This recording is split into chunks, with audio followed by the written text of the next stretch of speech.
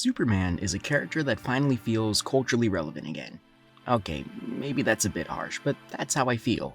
I'm a big Superman fan, and I've been a big fan of Superman since I was a kid. He's probably my favorite DC hero, if not my favorite superhero. It's honestly a pretty tight race between Superman, Spider-Man, Cyclops, Invincible, or Hellboy for my favorite superhero. Actually, does Hellboy count? I don't know. Anyways, now because of the great labor of love that is James Gunn's Superman movie, which I saw in theaters and I can't stop thinking about, it's now pretty popular to like Superman, I'd say, and I think that's a pretty good thing. But now there's a ton of new Superman fans coming in and looking for great stories to read, which I'll say right here, hi, welcome to the Superman fan group or whatever you want to call it. I hope you enjoy your time here. There's a lot to pick from when it comes to great Superman stories. Just take a quick look on YouTube and you'll find probably hundreds of videos on books like All-Star Superman, Superman Birthright, Kingdom Come, and probably so many more I can't list here. Yet there is one story that I think is a great Superman story, but it's a bit underrated in my opinion. Or at the very least, not spoken about often. That story being Superman, Camelot Falls. Now, don't get me wrong, go read the other Superman stories I mentioned, especially All-Star Superman, which I think is one of the best stories in all of Western comics. But it's odd to me that Camelot Falls isn't brought up as often in the great Superman story discussion. Well, today I've made this video to rectify that. So come along with me as I tell you about the great Superman Camelot Falls. Before we get into the story itself, let's talk about the creators behind the project. Because as I always say on this channel, it's important to know where a piece of art is coming from and who's making it. First, let's talk about Kurt Busiek. Busiek is one of the most prolific writers of the last 50 years of comics. He's known for finding ways to create unique spins on characters while also keeping them incredibly faithful. He has a lot of fun playing around with characters' continuity to make a new story that makes us reconsider elements of that character or their place within their universe. He's known for iconic works like Marvels with Alex Ross, creating the Thunderbolts, Superman's Secret Identity, doing some great work on the Avengers in the 90s, including writing the great Ultron Unlimited story arc, as well as some great non-DC or Marvel books like Astro City, Aerosmith, Conan, and so many more. He's won a Harvey Award for Best Writer as well as an Eisner Award for Best Writer, and many other Eisner and Harvey Awards for his work on Astro City and many of his other single-issue stories. Now let's talk about the artist, Carlos Pacheco. Sorry if I'm not pronouncing that right, correct me in the comments if I'm not. Pacheco is legendary for his pencils and artwork in many comic books. He's a big artist originating from Spain, getting big in the European comic scene first before crossing over into American superhero comics, and is also a frequent collaborator with Busiek, working on many books with him like the well-beloved Aerosmith.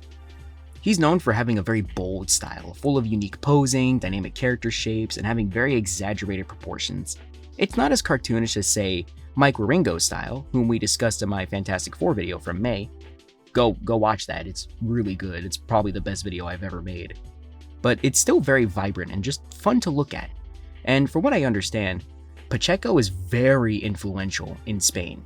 So to anyone who's watching this from Spain, Pacheco is easily one of the best comic artists from Europe, and really ever. Period. He's won so many accolades. In 1996, Wizard magazine awarded him the Newcomer of the Year award. When Wizard made a top 10 artists from 1997 to 2001 list, they ranked him number 1. In 2001, he won Best Spanish Cartoonist at the Granada Comic Fair, along with many other accolades like winning an Eisner with Busiek for their work on Aerosmith. Of course, beyond the awards, he was also incredibly beloved by his community. The biggest example of this is when he had a street named after him in San Roque. He's done a lot of work over the years, some of his best work being Avengers Forever, Astro City, X-Men from 1997 to 98, The Flash from 1994 to 1995, and so much more I can't name here. Though, sadly, Pacheco would pass away November 9th, 2022. Rest in peace to a legend. But with all that being said, I think now we've got a great understanding of the main voices behind the story. So let's start talking about it. Let's start by talking about the first foundational element of your story, the characters. As for the characters, I can say they're all great. No character is absolutely frustrating, and all older characters don't overshadow the newcomers. More or less, every character is enjoyable and actually brings something to the story, no matter how small they may be in it. Superman is definitely made to be an engaging protagonist. Busiek really goes to show that Clark isn't some stone-cold Boy Scout. He has his own opinions, anxieties, thoughts, and so much more. He's nuanced, which is a great sign since I think a lesser Superman writer would just make Clark a smiley Boy Scout who's unbothered by anything. No, instead, we really get to sit with his thoughts. It helps that Busiek adds in Clark's internal monologue a lot here. I think adding internal monologues like this can be a bit hit or miss in comics. Sometimes it's a fun way to get into a character's head, and sometimes it could be more or less an excuse to add surface level meditations. Luckily, Busiek's mastery with the pen makes us really think and give us perspective into Clark's head. I'll also add that I'm glad Busiek made Clark's morals and wants very human in nature. He wants to do good, but he also adds in the right amount of doubt. He doesn't make Clark come off like this godly figure who sulks whenever something goes slightly wrong. He feels guilt, sure, but he sticks to his morals and takes responsibility for his actions and how he comes off to others. The other major character to speak about is Lois Lane. While I'd say she isn't a direct factor physically in the events of the story, I could say she's well used as the emotional support of the story. Mind you, she isn't just the generic girlfriend character. She is very active in the plot, but from a more grounded or civilian perspective. Busiek clearly gets why Lois and Clark make such a great couple and why they need each other. Lois asks all the right questions that need to be asked. She's fiery and a bit less trusting than Clark. Not to an unhealthy degree, but she's the one who tries to dig and get to the root of issues. And again, I'll add here, she's incredibly feisty. At one point, she confronted a federal agent in high-tech armor why the hell they're at the Daily Planet. That takes a lot of balls. Now, onto the villains. And this story has 3. All 3 of which accomplish different things and goals. The most important villain of the story is Arion, who is an ancient mage from Atlantis. But the original Atlantis from over 10,000 years ago. It's complicated. He's a mysterious figure who's able to use magic, primarily through enchanted items, to accomplish many things like traveling through time from 18th century France to modern day Metropolis. His role is to be the direct opposition to Superman, mainly through his ideology and his methods. Arion presents to Superman a future that he claims to be caused by Superman, and more or less by extension, other alien superheroes that are going to inadvertently cause a major life-ending event by fighting off other threats. He believes in a cycle that humanity and civilization will always fall to a great event, but will always rise back up. However, he believes that the heroes who constantly fight back against these crises will lead into a crisis so large that nobody will survive it.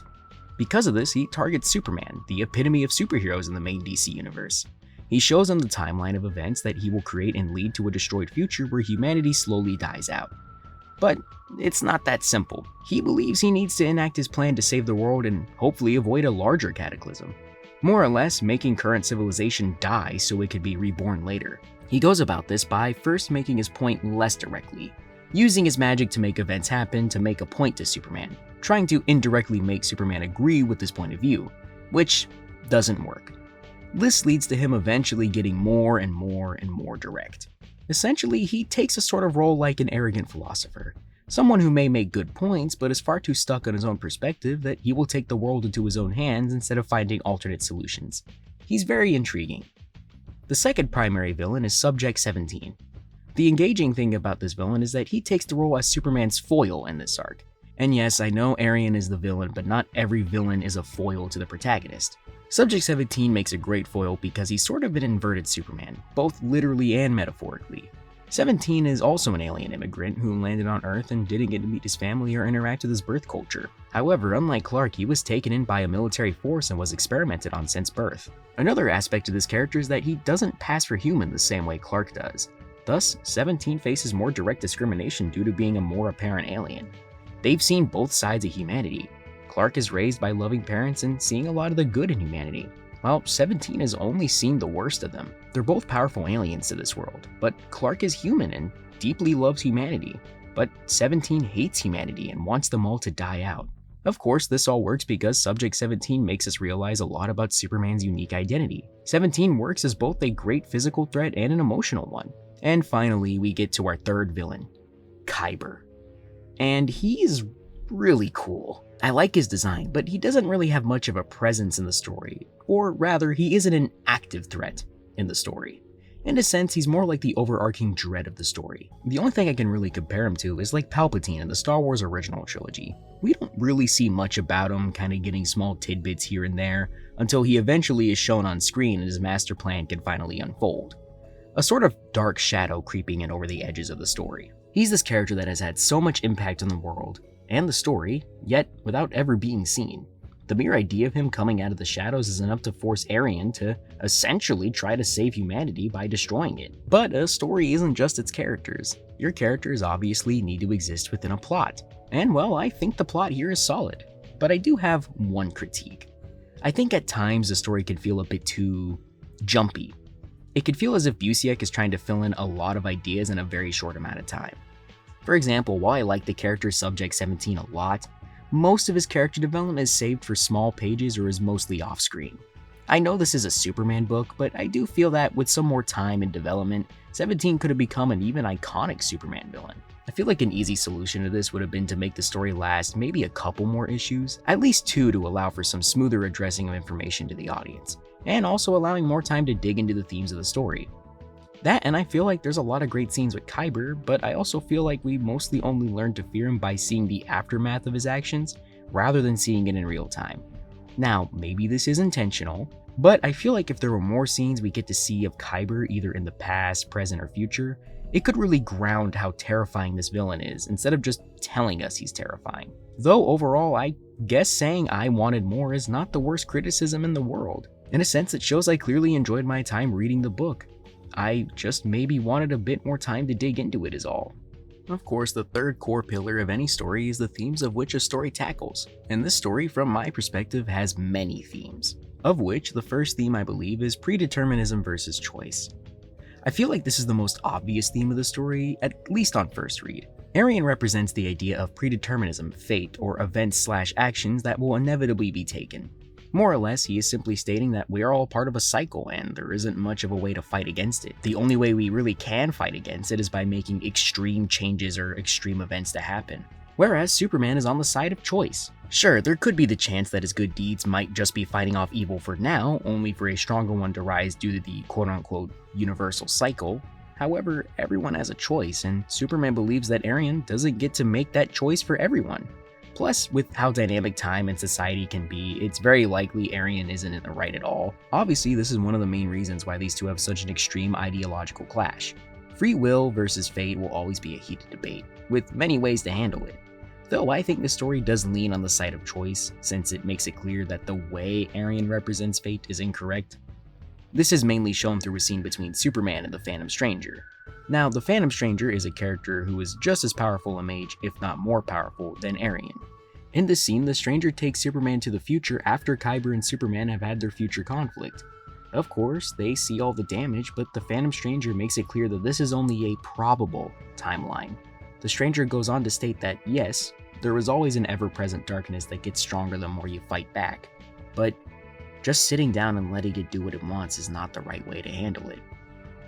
Which leads into the second theme of the story, the unintentional harm of good or the lack thereof. Now obviously this theme ties pretty heavily into the first one, mostly exploring the use of one's power, especially if they have a lot of it, to try and do sweeping good. Now there are many examples of this in the real world of a good deed unintentionally turning into a bad thing. Now Arian believes that all consequences of one's actions can be attributed to the person, which isn't inherently wrong to think, but I think Superman takes a much more nuanced and mature approach to this line of thought. Sure, there are things that you will have to take responsibility for, even if it is unintentional, but you can't blame one single person for something that happens. I mean, I don't think it's fair to blame Superman and all the aliens on Earth for the potential threats they could potentially bring to the world. In a sense, Arian's a hypocrite in this sense. His actions would also bring massive distress and harm to the world too, yet he guises it under a sort of necessary evil argument. Whereas Superman acknowledges that he absolutely can be a threat and responds to it the best way he can. Which bounces us into the idea of our next theme, control. This is a theme I've noticed mostly with Arian. I'd like to say that Lex Luthor and Arian have pretty similar ideals, believing themselves to be the proper protectors and vanguards of humanity because of their advancements. However, this protection takes the form of control rather than proper protection. He makes decisions for those that didn't ask, nor needed him to make for them. Whereas Superman is presented as the hero because he allows people to act on their own, giving them their freedom instead of just controlling them and how they perceive him. Superman admits there's many things he cannot control, but does the responsible thing of trying to respond appropriately or wisely when the issue arises. Now, the fourth theme is the inevitable shift of time. This theme more comes from the section of the story set in the probable future where Kyber defeats Superman. Humanity is barely surviving. Human society and culture is essentially non-existent at this point. Here we see in a world without Superman, time still moves on. And while a lot of good guys in this world have passed on, so have many of the bad guys too. In a sense, I see this as playing into the overall existential dread of this story. I think, especially today, many of us are deathly afraid of the future. Mainly because it's an if and not a when. What I mean is, the future's terrifying because of its unpredictability. Sure, there probably is a future where the world is destroyed and humanity is on the brink and culture has more or less died off, but there are also futures like the Legion of Superheroes timeline. I think this can apply to our real world too. I think many of us legitimately are afraid of what can come to pass. Hell, it seems like every day we get closer to a future like Neuromancer than we are to Star Trek. But that's only the way we're seeing it now. We can make the choices today to hopefully make a better future for ourselves. I don't think this has to be done through extreme change or even acting on it every single moment of every single day. But like Superman, if we just focus on acting with virtue, upholding the good in the world, we can achieve a lot. Maybe this section of the story was anxiety to many, but for me it was oddly poetic. Sure, a lot of people died and there was a lot of evil, but eventually Superman came back and defeated Kyber, which eventually left a lot of people to live. Time moves on and even the greatest evils don't last forever. And the final theme in my eyes is nihilism versus humanism. Now, maybe I'm digging a bit too much, but I can't help but see this theme as an underlying element to the story. To me, Superman has always been a character that is the blueprint for humanism. The human that finds value, discovery, and connection to everything. Not through their inherent power, but through their actions and experiences. And this story makes a strong case for this. Despite being shown that inherent harm, or lack of worth, in his good deeds, he decides that he's gonna go against that. To decide his worth through his actions and make the world a better place. To be the example that anyone, no matter the seemingly hopeless circumstances, can choose to be good. Whereas Arian, and to some extent Subject 17, represents this sense of nihilism that really has been growing since the 20th century, but now really reached its peak in the 2010s and onwards. He sees one probable future going horribly and essentially goes, well, no hope in trying to stop that, might as well speed up the process and pray it'll make a better future. Which, in a sense, feels like a nihilistic cry for help. Like a cry for a reason. Hopefully to try and control the elements of a seemingly careless universe. Now obviously not all nihilism is like this, just the stereotypical pop nihilism that I think has become a lot more mainstream, which I think Arian represents too. Yet who loses at the end? Arian, the one who slips into nihilism in his own way and just chooses to let the bad things happen, not doing anything about it, just shrugging and adding more evil to the world, then doing the hard thing and struggling for the sake of good. One last thing I could say about Camelot Falls is that it gets Superman. Mainly, it gets to the core of the character, the philosophy, but knows how to properly challenge Superman as well. The best writers of Superman understand that he's a character that represents a couple of things. One such thing he represents is what a moral or virtuous person looks like in the time a story can be written. 2, can be used as an examination of the zeitgeist of American culture, and by extent the world. And 3, also represents the human spirit and how that changes through time in different eras. And I think Busiek understands that to an incredibly intimate level. I've read in a few places that this story is the stereotypical quote-unquote "do we need a Superman" type story, and well, I think that's a bit of an unfair sentiment. This is more of a story about why we need characters like Superman, why we need examples to show people that hope is not some stupid, meaningless delusion, but instead a powerful sensation and belief. It's the power of one word, and that word is if. Thanks for watching my video. Sorry for the long wait, I've been working on a couple things in the background, mainly a really big video, but I gotta get all my ducks in a row before I release that one. And now looking at it, that video might take a while to complete, but hopefully you'll all enjoy this one. And hey, if you want me to cover other comic storylines or characters or even manga, let me know in the comments below. I still have a few comic video ideas, mainly I've been thinking about one for either Spider-Man, Venom, or The Flash. But anyways, I hope you guys like my videos in the future. And with all that being said, I'll see you next time.